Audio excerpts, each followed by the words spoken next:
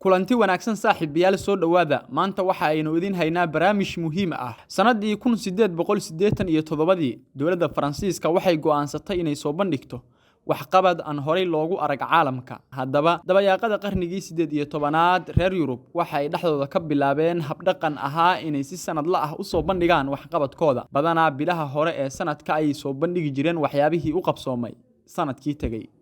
Faransiiska ayaa sameeyay arrin cajiib ah si saaxiib yaal arrintaasi u daawataan xogteedana u heshaan boggan follow inoo dhaha muuqaalkaana share gareeya mahadsanidin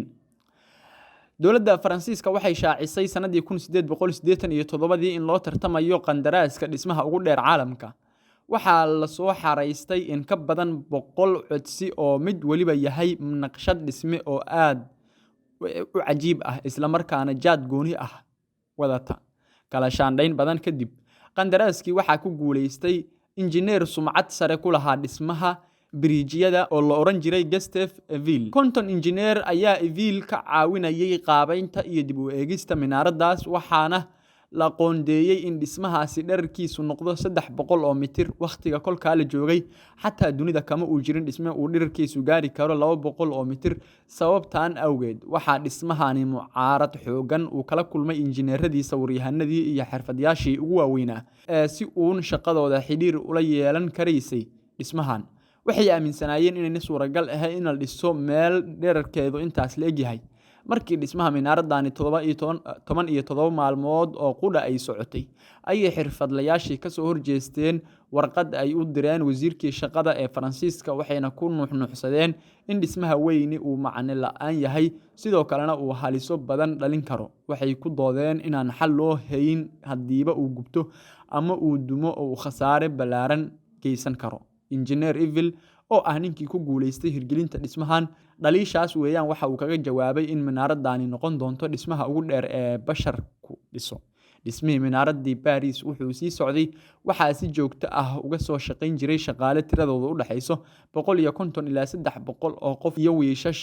tiradoodu 5 ay yihiin waxa la xusaa in sababta tirada shaqaalaha loo yareeyay ay tahay in xitaa dawladdu aanay kalsooni buuxda ku qabin in lagu guuleysan doono sidaas awgeed ay ku koobeen kharashka gali kara 18 milyan 38 qaybood oo biro ah oo celayskeedu noqday 7300 oo tan 2.5 milyan oo boqol iyo 6 tan oo rinji ah wuxuu ku taagan yahay laba lugood oo lug waliba ku fadhido bad ah 125 mitir oo isku wareeg ah markii la dhameystiray dhererka minaaradani wuxuu noqday 330 mitir waa marka lagu daro caaradda sare ee dhuuban waxa kale oo ay leedahay 1665 kaabadood halka markii dambena loo sameeyay 6 weesh oo dadka qaada dhameystirka dhismaha minaaradii wuxuu qaatay muddo 2 sanadood ah 2 bilood iyo 5 maalmood waxa si rasmi ah xadiga looga jaray 31 Maars sanadii 1887 waxa loogu magac daray ninkii shaqadeyn lahaa oo waxa loo bixiyay Eiffel Tower ama minaaradda Eiffel 41 sanadood ee ugu horeeyay ee minaaradan dhisneed waxa ay ahayd dhismaha dunida ugu dheer ee loo dalxiiso ilaa sanadii 1931 magaalada New York laga taagay dhisme bara dhaafay laga soo bilaabo maalintii la dhisay ilaa maanta minaaradda Eiffel waa dalxiis waxa dalxiis u yimid 300 oo milyan oo qof sanad kasta waxa uu dalxiis tagaa celcelis ahaan 7 milyan oo qof minaaradda Eiffel waxay noqotay astaan ka caansan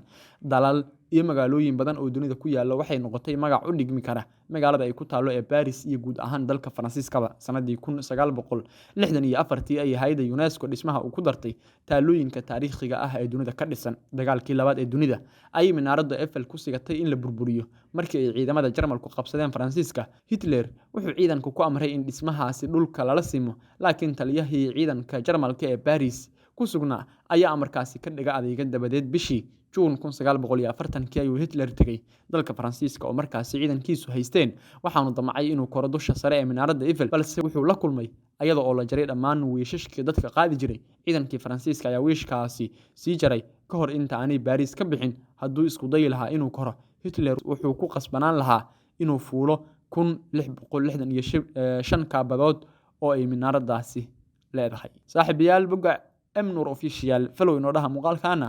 share gareeya mahadsanidin barnaamijkan oo ah barnaamijkii ugu muhiimsanaa tan iyo markii page-kan aynu furnay aynu ku baahinana waxaan idinka codsanaynaa inuu noqdo barnaamijka ugu fiiska badan ee page-kan ku jira. Soo dhawaada saaxiibayaal, mahadsanidin.